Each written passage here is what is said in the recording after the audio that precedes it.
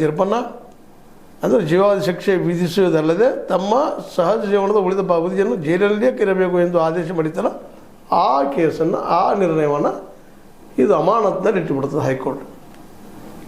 ನಾವು ಹೇಳುವವರೆಗೆ ಅಥವಾ ಪೂರ್ಣ ಡಿಸಿಷನ್ ಬರುವವರೆಗೆ ಅದು ಅಮಾನತ್ನಲ್ಲಿರಲಿ ಆರ್ಡರು. ಯಾವುದು ಇದು ವಿಚಾರಣಾ ನ್ಯಾಯಾಲಯದಲ್ಲಿ ಬಂದಂಥ ಆಜ್ಞೆ.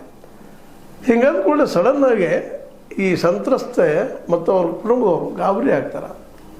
ಯಾಕಂದರೆ ಸಂಗಾರನ ಇತಿಹಾಸ ಭಾಳ ಕಠೋರ, ಕಠಿಣ ಮತ್ತು ಗುಂಡಾಗಿರಿಂದ ಕೂಡಿದಂಥದ್ದು.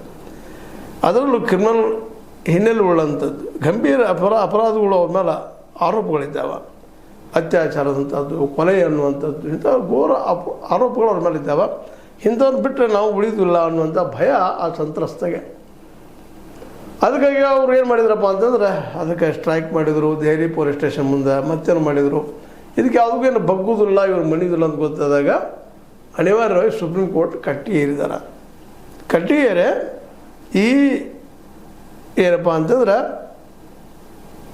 ಕೋರ್ಟ್ ಇದ್ದ ನಮಗೆ ಅವ್ರನ್ನ ಮೊದಲಿದ್ದಂಥ ಶಿಕ್ಷೆಗೆ ಒಳಪಡಿಸ್ರಿ, ಜೀವಾವಧಿ ಶಿಕ್ಷೆ ಅವ್ರ ಹೊರಗೆ ಬಿಡ್ಲಿಕ್ಕೆ ಹೋಗಬೇಡ ಅನ್ನೋಂಥ ಮನವಿಯನ್ನು ಮಾಡಿದ್ದಾರೆ. ವಿಶೇಷವಾಗಿ ಈ ಒಂದು ನೆಲೆಯಲ್ಲೇ ಅವ್ರಿಗೆ ಏನಾಗಿದ್ದಪ್ಪ ಅಂತಂದ್ರೆ ಈ ಹೈಕೋರ್ಟ್ ಇದ್ದಿದ್ದು ವಿಚಾರಣೆ ಮುಗಿಯುವವರೆಗೆ, ಅದು ಫೈನಲ್ ಡಿಸಿಷನ್ ಬರೋವರೆಗೆ ಸ್ವಲ್ಪ ಹೊರಗೆ ಅಡ್ಡಾಡಿ ನಡೀತಿದ್ದಪ್ಪ ಅನ್ನೋಂಥ ರಿಲ್ಯಾಕ್ಸೇಷನ್ ತೋರಿಸಿದ್ರು.